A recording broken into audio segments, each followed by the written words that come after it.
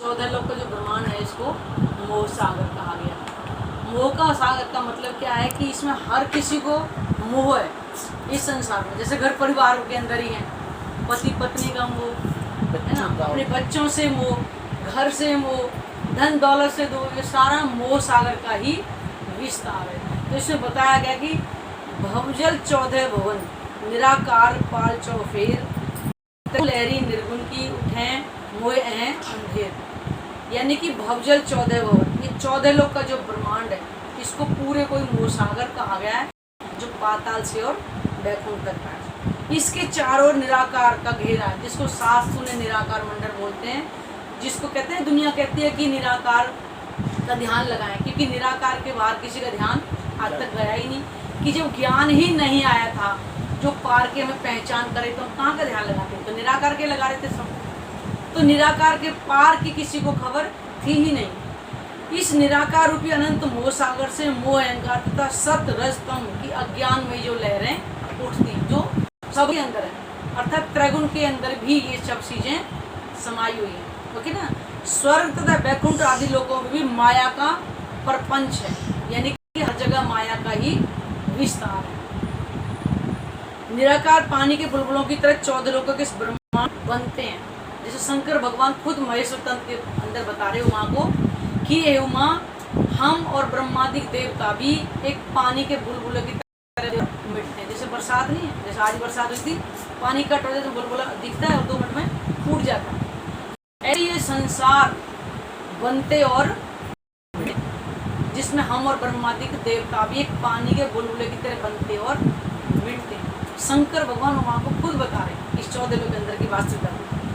यद्यपि मोह सागर को भी निराकार निर्गुण ही कहते हैं, उसका कोई गुण नहीं है, तो कोई आकार नहीं है, उसका कोई इधर कोई गुण नहीं है, ठीक है। किंतु यह निराकार से मोह की जिन लहरों का उत्पन्न होना वर्णित किया गया है, यह प्राणियों के अंदर मोह और अहंकार जो त्रिगुणात्मक बंधनों से मुक्त है।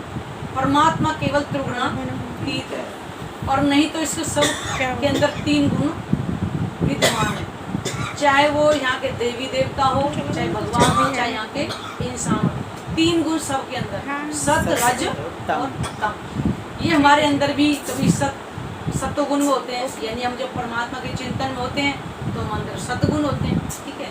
रजोगुण जब इच्छाओं में होते हैं, वो बड़ा मकान हो जाए, बड़ी गाड़ी हो जाए, मेरे बच्चे यहाँ जाए, तो वो हमारे अंदर रजोगुण है, यानी कि संसार की तृष्णा है हमारे अंदर। और एक है तमोगुण, हमें जब कल किसी बात पर थोड़ा थोड़ा गुस्सा आ जाता है, ठीक है ना, क्रोध आ जाता है, तो ये तीनों गुण सबके अंदर ही हैं। लेकिन एक परमात्मा है जो सिर्फ त्रिगुणातीत, जो 3 गुणों से ऊपर हो। तान तीखे ज्ञान इलंके धुंध भमरिया अकल, बहे पंथ पेड़े उल्टे झूठ अथा मोहजल। इस संसार में अथा, ये झूठा था मोह कहा है। यहाँ हर चीज झूठ का मतलब है हर चीज मिटने वाली है। और मोह सागर तो पता ही सबसे लगाव, यानी कि मोह होता है। चाहे देखो ईंटों का मकान है, ठीक है, लेकिन पता है कि टूट जाएंगे, लेकिन फिर भी हमें इससे वो मेरा मकान ऐसा है, उसमें ऐसा पेंट करा दो, इसमें ये करा दो, इससे ईंटों से भी मोह हो गया, जबकि कोई अस्तित्व इसका है ही।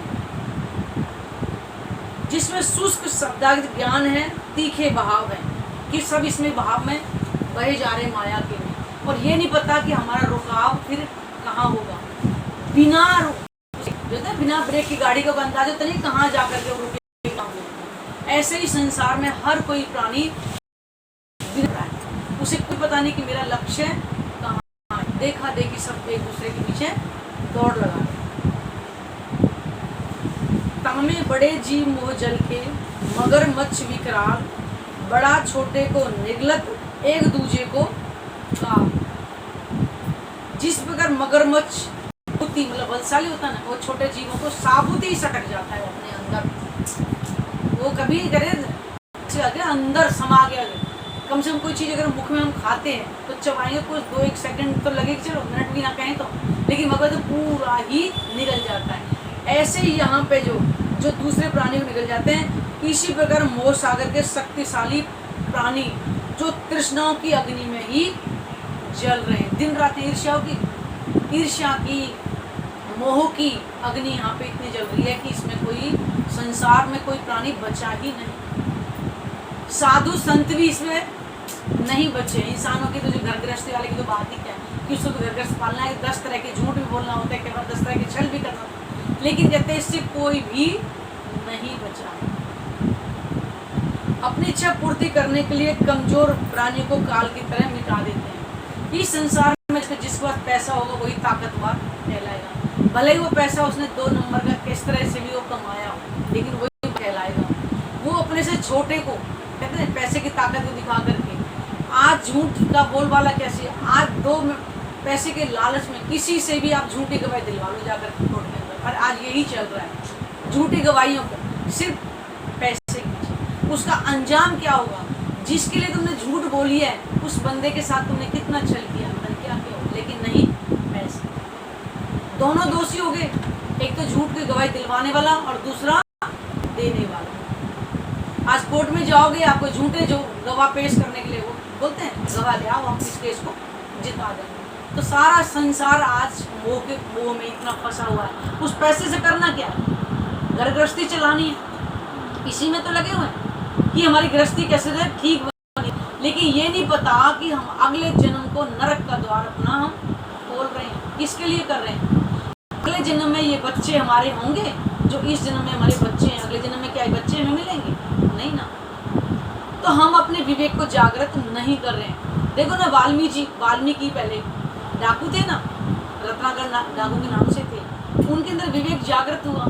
डाकू का काम करते उनसे ये तो पूछा था कि ये जो तुम चपाटी जो करते हो, तो जो घर परिवार तुम्हारा इसमें साथ देगा? तो क्यों नहीं देगा जब मैं उन्हीं के लिए कर रहा हूँ? तो पूछा हो जाकर के, तो पूछा गया जो तुम्हारे चोरी करके जो लाता हूँ धन दौलत, जब मुझे सजा मिलेगी तो तुम इसमें सहभागी बनोगे?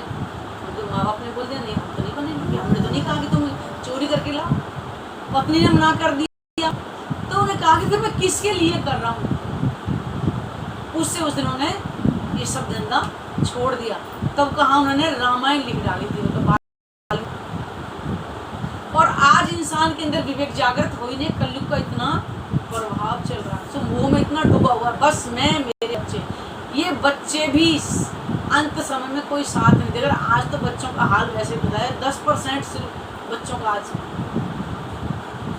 अभी हमारे जानकार के बता रहे थे, बाहर रहते हैं, एक बेटा यहाँ रहता है, संस्कार का 2 मिनट में ना बच्चे आ पाए ना कोई नहीं आ पाए। क्या किसके लिए कमा रही हो उस पैसे को? जब अंत समय में तुम्हारी औलाद भी तुम्हारे नहीं है तो क्या करोगे उस धन का कमा कर? किसके लिए कमा रहे? हमने जो कमाना है वो तो हमने कमाया ही नहीं अभी तक। जो कर्म हमारे साथ जाने वाला उसका तो सोचा ही नहीं मैंने, तो किसके लिए कमा रहे हो? वो कह रहे फर्ज करो बस, लेकिन कभी भी हेरा फेरी करके कुछ मत करो औलाद के लिए। सत्य पे जियो और सत्य ही साथ में जाएगा और कोई साथ में जाने ना आए। घाट ने पाई बाट के ने दिसने का उदार, ऊपर तले माए बाहर गए कर कर खाली विचार। इस मोह सागर सरे पैसे निकलने के लिए अब तक किसी ने कोई घाट, यानी किसी को पता ही नहीं चला कि इस संसार से हम कैसे पार हो सकते, क्योंकि ज्ञान था नहीं, परमात्मा की पहचान थी, सब अज्ञानता में ही भटकते रहे। अब जब ज्ञान ही नहीं है तो मार्गदर्शन कौन करेगा? इसलिए इस संसार से अभी किसी को पार जाने का रास्ता ही नहीं मिला है, जिससे इस मोह सागर को पार किया जा सके। यह इतना अनंत है किसी को भी ये पता नहीं चल पाया कि इससे परे भी कुछ है। तो आज यहाँ बैठे बैठे इस ज्ञान से हमें पता है कि निराकार के पार के भी पार, निराकार ये जो मोह सागर का जो ब्रह्मांड है, इससे 700 निराकार मंडल, उसके पार है अक्षर धाम, जिसको योग ब्रह्मांड भी कहते हैं, और उससे पूरे वो अक्षरातीत का धाम, जिसको दिव्यपुर धाम या सचखंड अर्श अजीम के नाम से बोलते हैं। उसके बारे में आज तक किसी को पता ही नहीं था। लेकिन आज भी हमें ज्ञान पाने के बाद में भी हमें ये समझ नहीं आ रही कि हम उस पार को कैसे प्राप्त कर सकते, क्योंकि हमारे अंदर इतना मोह छाया हुआ है। जब तक हमारे अंदर से मोह ममता कम नहीं होगी, वो कहते जल में नहाइए कोरे रहिए, खाली जल में नहाइए कोरे रहिए रटने से नहीं, उसको हमें करना पड़ेगा कि जल में नहाइए कोरे रहिए। हमें घर गृहस्थ में रहना है, माया में रहना है, लेकिन हमें उसमें लिपटना नहीं। हम तन से उनकी फर्ज अदा करेंगे, घर परिवार वालों के सब काम भी करेंगे, लेकिन हमें इतना नहीं बनना कि दिन रात 24 घंटे हम इतने माया में हो कि हम राज्य के पास 2 मिनट बैठ भी ना सकें। आज दुखी क्यों हो रहे हैं? दुखी इसलिए तो हो रहे हैं कि माया तो मुंह खोले खड़ी है कि आओ, और उसके पास जाओगे तो वही ईर्ष्या देश काम क्रोध बोलो अहंकार के गुण मिलेंगे। राज्य जाओ तो सुख आनंद और प्रेम ही मिलेगा, लेकिन हमारे पास समय नहीं है। तो हम तो कह रहे हैं कि हमने अभी वो रास्ता खोजा ही नहीं है जहाँ सुख का देने वाला विराजमान। आज हमें ज्ञान से पहचान होगी कि राज्य के पास हम 5 मिनट में बैठेंगे तो हम उन दुखों से दूर हो जाएंगे जिनमें हाय हाय। किसी के पास बैठो संसार सारा दुखी, ऐसा नहीं है कि जिनके पास धन दौलत है वो सुखी, कोई सुखी नहीं है। उनके पास तो एक दूसरे से हालचाल पूछने की फुर्सत नहीं है। धन कमारे 2 नंबर का पैसा है, लेकिन सुकून से रोटी नहीं खा सकते। ज़्यादा क्लब में आए, पैसा कमाए, देखे सब वहाँ जो भी देखना है, घर में आकर के सो गए उठे सोए गए। गरीबी में बल्कि और अच्छा है, कम से कम घर में पास में रह करके कोई हाल चाल तो पूछ सकता है। तो आज तो हमें ज्ञान से पहचान होगी अक्षराधीन पूर्ण परमात्मा ही प्रेम का सागर है। अगर उसके पास हम दिल लगा करके 10 मिनट भी उनके चरणों का हम ध्यान कर लेंगे तो भी 24 घंटे हमारे सुख में गुजरे। इस मोह सागर में इतना अंधकार है, लेकिन आज हमें मार्गदर्शन करने के लिए हमारे पास वाणी आई हुई है, तो क्यों ना हम तेरी पहचान करें। जीवे आत्म अंधी करी मिल अंतस्करण अंधेर गिरदवाए अंधरी गिरदवाए इंद्रिया तिन लई आत्म को भी। जीव ने आत्म को भी अपने साथ मिला करके उसको अंधा कर लिया है। क्यों? कि जीव जो है तृष्णाओं में रहता है, संसार की कर्म करता है, भोगता जीव है, लेकिन आत्मा कर्म बंधन से मुक्त है। लेकिन वो दृष्टा होकर देख रही, जीव जो भी कर्म करता है वो दुखी हो रहा है तो दुख का अनुभव कर रही है, वो सुखी होता है तो सुख का कर रही है। जीव कुछ भी कर नहीं सकती, केवल दृष्टा को देख रही है। उसी से जीव के साथ मिलकर के आत्मा भी अपने अस्तित्व को भूल गई कि मैं परम धाम की रहने वाली। वो भी जीव के साथ रह के अनुभव कर रही है कि मैं भी इसी संसार की। जैसे जीव करता है वैसे आत्मा उस चीज को अनुभव करती है। लेकिन अब क्या होगा कि आत्मा का संग करके जीव को से पार होने का मौका मिल रहा है, जो कभी नहीं मिला था। आत्म का संग करके जीव को भी जब ये ज्ञान मिल जाएगा, जब बार बार वो वाणी करेंगे, चितवनी करेंगे, तो जीव के जितने विकार हैं वो समाप्त होते चले जाएंगे। जब जीव के विकार समाप्त हो चलेंगे, चितवनी में बैठेगा तो उसके अंदर प्रेम आएगा, फिर वो जीव ही अपने आप को आत्म स्वरूप मानने लगेगा। यह है आत्मा का संग करके जीव को भी भव से पार होने का पहली बार ये मौका मिलेगा। इससे पहले किसी को भी भव से पार होने का मौका मिला ही नहीं, क्योंकि भव से पार करने वाले की जब पहचान नहीं होगी तो भव से पार हम निकलेंगे कैसे? उस दिन बता रही थी ना कि हम नदी के किनारे पे खड़े हैं, नदी में इतना बहाव आ रहा है और हमारे पास बहुत सारे पैसे हैं, लेकिन जब मलाई हमें पार करने वाला नहीं लेगा तो हम पैसे किस काम आएंगे? नहीं ना, हम नदी पार ही नहीं कर सकते। तो हमें पहले उस नदी पार करने वाले को हमें ढूंढना पड़ेगा कि वो कहाँ। ऐसी भव से पार होने के लिए ज्ञान आ गया। अब ज्ञान से हमें मार्गदर्शन मिल गया कि वो परमात्मा कहाँ रहता है, उसका स्वरूप कैसा, उसका धाम कैसा है। तो आज हम अपने जीव को परमात्मा के चरणों में ध्यान में लगाएंगे। हमारे जीव के संस्कार युगों युगों से जो काम क्रोध मोह लोभ अहंकार में जो फंसा हुआ है वो सारे विकार धीरे धीरे समाप्त हो जाएंगे और उसके अंदर आत्मा का भाव आना शुरू हो जाएगा। जब उसको जीव आत्मा कह सकते हैं, क्योंकि आत्मा का संग करके उसको वो ज्ञान मिला है, तब उसको पदवी मिली है जीव आत्मा। नहीं तो जीव अलग है और आत्मा अलग है। जीव यहाँ पे कण कण में विष्णु भगवान का अंश है और आत्मा परमात्मा का अंश है। लिखा है ना, विवरण लिखा हुआ है, इसमें लिखा हुआ है कि जीव न क्या वो जीव हमेशा गर्भ में जाता है, में महीने उसमें रहता है। लेकिन आत्मा न जन्मती है न मरती है। कहते ना आत्मा को गीला कर सकता है, न तलवार से काटा जा सकता, ना अग्नि जला सकती, ना उसको सुखा सकती। तो फिर वो आत्मा है कहाँ? किसी से पूछो, कोई जवाब नहीं। ये संसार तो मिटने वाला है, फिर वो आत्मा कहाँ है? तो आज हमें ज्ञान से पहचान लगे कि आत्मा परमधाम के बैठे इस खेल को देख रही कि जीव के माध्यम से। और आज से जब जीव को ज्ञान मिला है आत्मा के कारण, तो उसको भी भव से पार होने का पहली बार मौका मिला।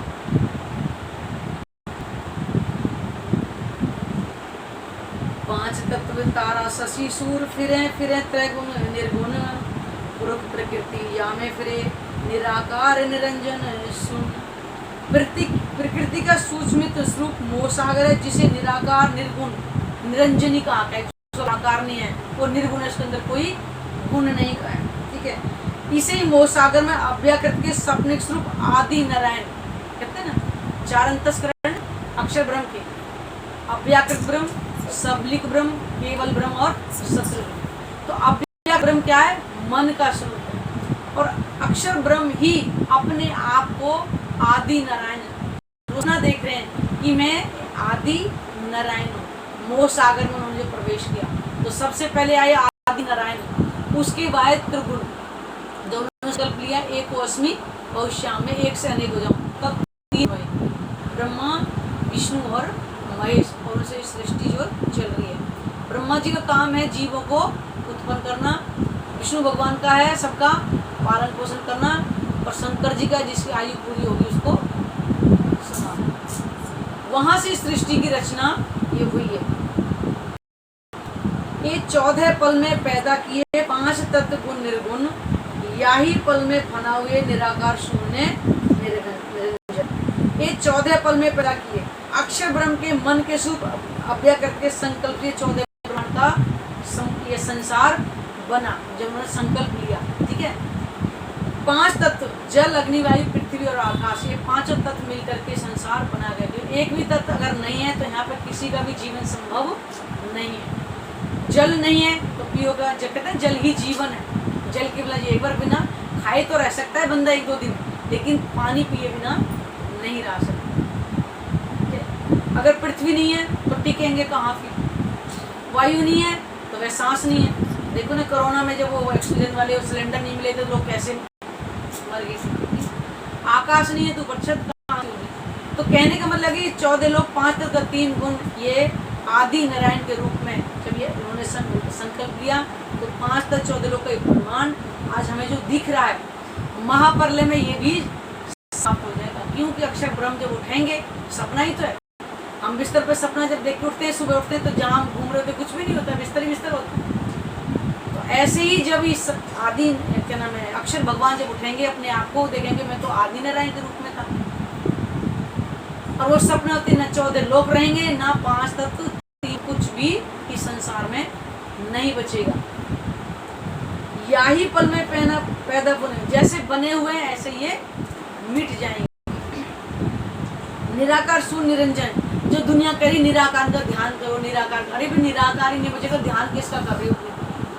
लेकिन आज तो हमें ज्ञान मिला है कि निराकार के पार के 3 पार के भी पार वो अक्षरातीत पूर्ण परमात्मा जहाँ विराजमान है, वहां का हम ध्यान करें।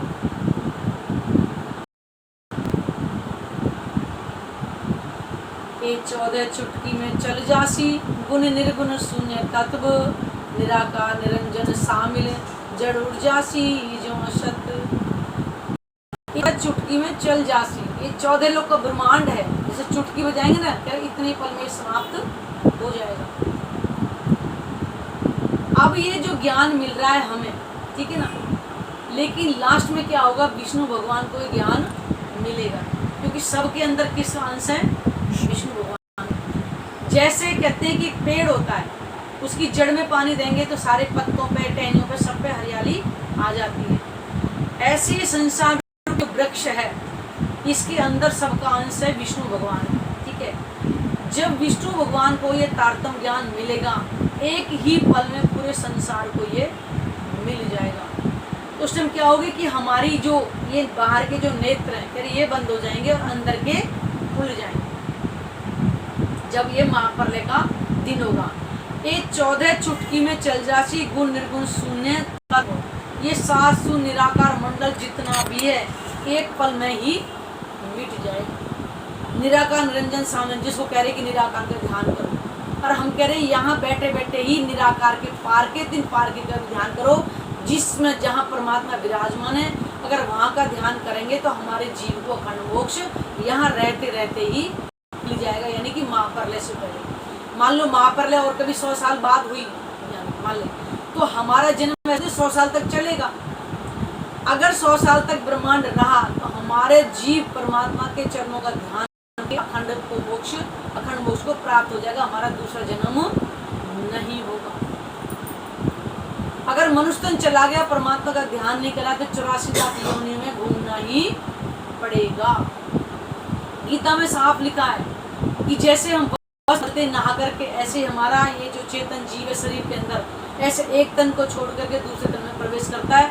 कर्म के अनुसार उसको योनियां मिलती है, जैसा उसने कर्म किया ऐसा ही जन्म उसको मिलता है।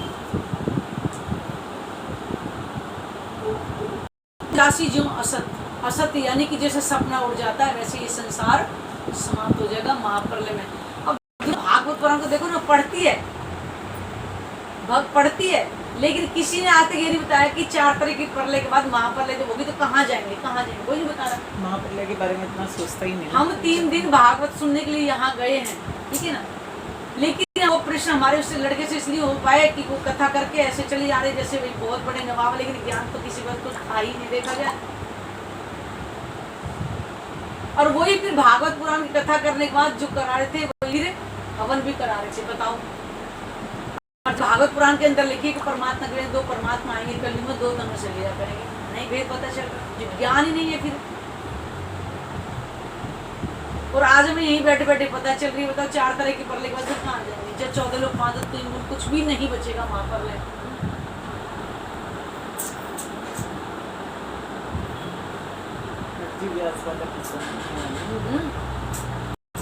प्राणा जी ने पूछा था कि जब महाप्रलय आएगी तो पार्वण कहाँ रहेंगे, तो उन्होंने कहा था कि क्षीर सागर में, वट के वृक्ष पे अंगुष्ठ से मानो क्षीर सागर में।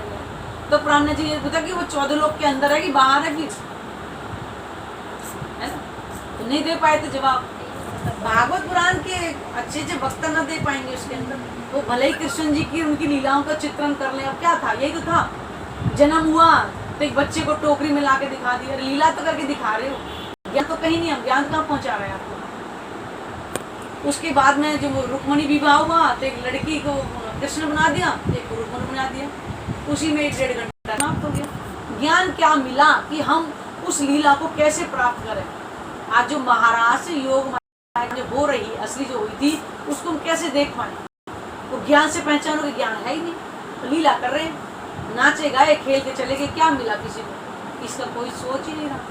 हम इतने हैरान हो गए, 3 दिन गए थे हमने, मगर बात तो करते कुछ ही, लेकिन बस वो अपना पूरा समय इसी में करके चलाते, भजन बोलते, उसको डांस करते रहते। मैं कह रही आज किसी घुटने में दर्द नहीं हो रहा, वो सच बता रही हूँ, घर में काम करते हो घुटने में दर्द है रहा, खड़ा नहीं हो जाता। और वहाँ लेडीज है उछल के डांस कर रही थी, मैंने वीडियो भी बनाई थी महादेव में, मैं कहते अब किसी के पैर में भी तकलीफ नहीं हो रही।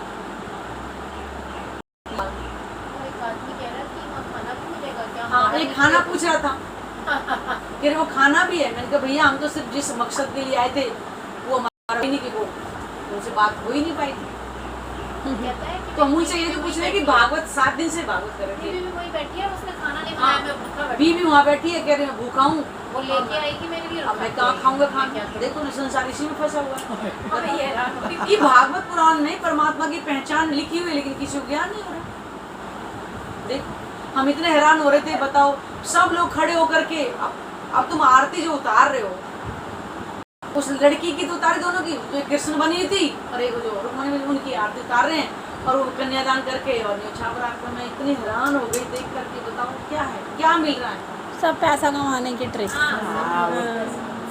इसीलिए कह रहे हैं कि आज इस ज्ञान से हमारे जीव के संस्कार समाप्त हो जाए, इसलिए ज्ञान की ताकत तो चल रहा है, तो द्वापर में लीला करेगी, उसको कर करके दिखा रहे हैं, क्या है उससे क्या मिलने वाला है, कुछ नहीं मिलेगा। देत काल परिक्रमा इनकी, दो तिमर तेज दिखाए, गिनती शरद पहुंचाई, आखिर सब उड़ाए।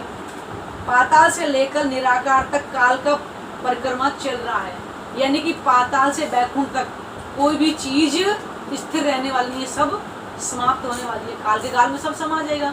किसी किसी को पहली हो रही है कि आप घूम रहे हैं तो ये हमारा रास्ता है, घूमते हुए इसका स्थान कहाँ में मिलेगा, कुछ नहीं, चल रहे हैं। जैसे चक्र भी इसका अपना 84 लाख योनियों का चक्र भी तो है, सारी योनियों काट करके एक बार आके मानव तन मिलता है। अगर हमारे ज्ञान चक्षु नहीं खुले फिर से 84 में उस गोल चक्र से कभी बाहर ही निकल नहीं पाएंगे। जैसे वो अभिमन्यु को देखते हैं कि वो चक्र में फंस तो गए, निकलने का तो रास्ता पता है, तो चले तो गए इस चक्र में, लेकिन बाहर कैसे निकलेंगे वो नहीं पता था। ऐसा ही संसार के काल चक्र में हम सब फंसे हुए हैं, लेकिन ज्ञान हमें बताता है कि मनुष्य तन के रहते रहते हम परमात्मा की भक्ति करके इस चक्र को हम कैसे पार निकल सकते। इसलिए ज्ञान की ताकत से बड़ी बताई है। दो तिमर तेज दिखाए, अर्थात यहाँ सब कुछ काल के अधीन है। यह काल ही दिन के रूप में उजाला करता है, रात्रि के रूप में अंधेरा करता है, ठीक है ना। अगर हम परमात्मा के चिंतन में लगे रहेंगे एक तरह से हमारे लिए उजाला है, और अगर हम परमात्मा के विमुख रहेंगे तो हमारे लिए अंधेरा है। इस संसार में हमें देखना है कि हमें अंधेरे में रहना है कि हमें उजाले में रहना है। तो ज्ञान से ही उजाला हो सकता है, नहीं तो हमारे जीवन में हमेशा अंधकार ही अंधकार रहेगा, इससे कभी बाहर निकल नहीं सकते। दिन रात्रि गणना से जिस जिस की उम्र पूरी होती जाती है, काल उसे मृत्यु के बंधन में ही डालता है। अंतोगतवाई संपूर्ण ब्रह्मांड का लय हो जाता है। अब यहाँ नित्य प्रलय जो चल रही है, इसमें दिन रात 24 घंटे किसी का जन्म किसी का मरण ये अच्छा ही रहता है, ठीक है। और दो प्रकृति की जो प्राकृतिक प्रलय और नैमित्तिक प्रलय, इसमें भी वो कभी कभी आती है, लेकिन महाप्रलय में तो 7 शून्य निराकार मंडल भी कुछ नहीं बचने वाला। तो ये नहीं सोचा कि बाद हमारा क्या होगा।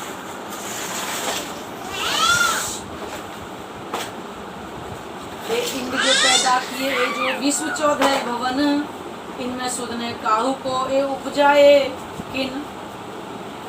इंद्र जो पैदा किए, ये 14 लोक का जो ब्रह्मांड है, ये सारा संसार जो बनाया हुआ है, इसमें आज तक किसी को यही नहीं पता चला कि ये किस कारण से बनाया हुआ है।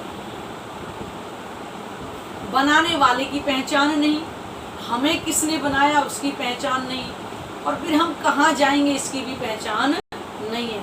ये उपजाए किन कारण। अब किसी को पूछो ये ब्रह्मांड बनाने वाला कौन है, कहते प्रकृति ने बनाया।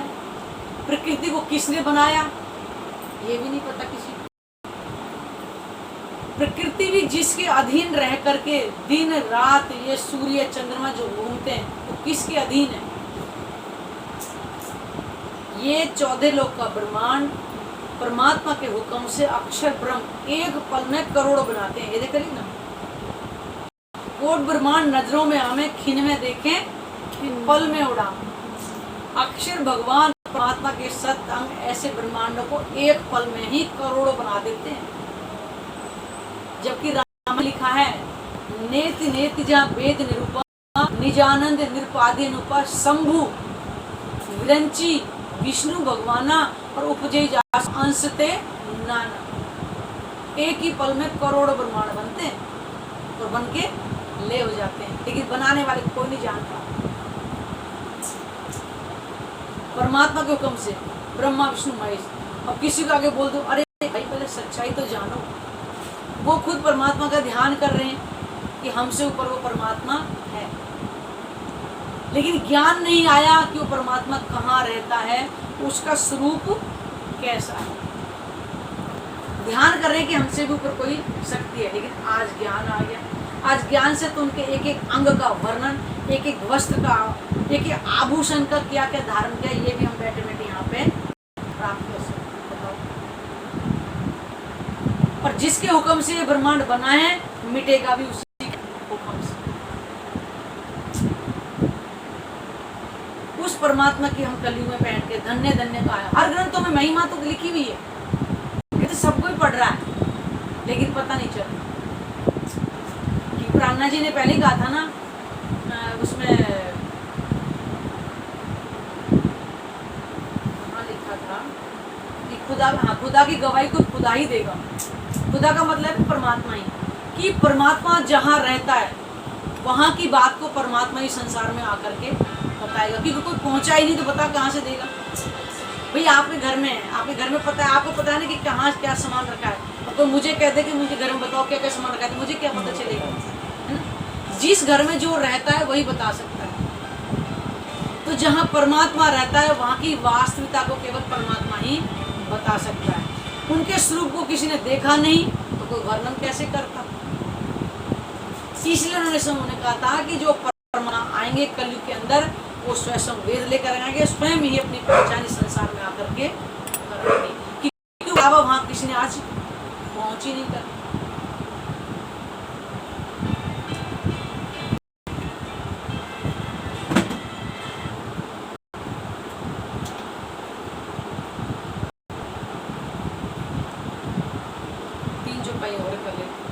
हम भी आए इन खेल में बुध ने कछुए सुध, धनी आई अक्षरातीत मोह जगाई क्या ये महामती जिनके अंदर मात्र पांचों शक्तियां विराजमान वो कह रही हैं कि सुंदर साजिश माया के खेल को देखने के लिए आए हैं, और सपन की बुद्धि वाले इस ब्रह्मांड में हमें भी धाम धनी निज घर की तथा अपने स्वरूप की सुध देने के लिए ही आए हैं। देखो कितना बड़ा भाग्य है संसार के अंदर कि पार ब्रह्म स्वयं आए अपना स्वरूप लेकर के, लेकिन किसी को पहचान नहीं हो रही है। जिनको वो स्वयं पहचान देंगे उसी को पहचान हो गई। इस वाणी को संसार में सब कोई सुन रहा होगा, प्राणनाथ जी आए। तो आजकल तो मीडिया का जमाना चल रहा है सबको, क्योंकि यूट्यूब पे भी आज के प्राणनाथ जी के नाम से कितने ही धर्म ग्रंथ बता रहे हैं, लेकिन किसी को खबर पड़ रही है? नहीं पड़ रही ना। क्या कारण है? वो कहते जिनके कारण आया उनको ना पहचान मिल जाएगी। धनी आए अक्षरातीत मोह जगाई क्या कि धनी यानी अक्षरातीत पूर्व परमात्मा अपनी आत्माओं के लिए आए हैं, उनको स्वयं ही इस संसार में आकर के पहचान करा रहे हैं। कहिया खेल किया तुम कार ने जो मांगे खेल तुम, खेल देख के घर चलो आए बुलावन हम। कहिया खेल किया तुम कार ने अक्षरातीत यानी प्राणनाथ जी अपनी आत्मा को बता रहे कि ये खेल तुमने मांगा था, इसी कारण से इस संसार को तुम्हारे लिए बनाया है, और अब इस खेल को देख करके अपने घर चलो। जैसे पति पत्नी जाते चलो मेले में चला घूम आते, कोई संडे का दिन है एंजॉय करके आते, वहाँ पे खूब एंजॉय करेंगे, खाएंगे पिएंगे घूमेंगे फिरेंगे, फिर कहेंगे अब घर चलने का समय हो गया, अब घर चलो, शाम को घर। ऐसे ही परमात्मा अपनी आत्मा को बोले कि संसार का खेल मैंने तुम्हारे लिए भी बना लिया है, अब इसे देख करके अच्छे तरह से अब अपने घर चलो, अब समय आ गया है। धर्म ग्रंथों में गवाहियां भी कितनी लिखवा दी पहले से, 28वें कलयुग की महिमा भी कितनी लिखवा दी धर्म ग्रंथों के अंदर। तो वो समय कलयुग का अंतिम समय ये चल रहा है, जब सबको एक परमात्मा की जब पहचान हो जाएगी, ब्रह्मात्माओं की पहचान हो जाएगी। अभी पहचान में ब्रह्मात्माओं की संसार में होगी नहीं, अभी नहीं होगी, तो योग माया ब्रह्मांड में ही होगी। हाँ, आत्माओं को इस संसार में रह करके अपने अक्षरातीत परमात्मा की पहचान हो जाएगी, हमारी आत्मा का धनी वहाँ पर। इस कारण से संसार को बनाया। बोलो श्री प्राणनाथ प्यारे की जय, सतगुरु महाराज।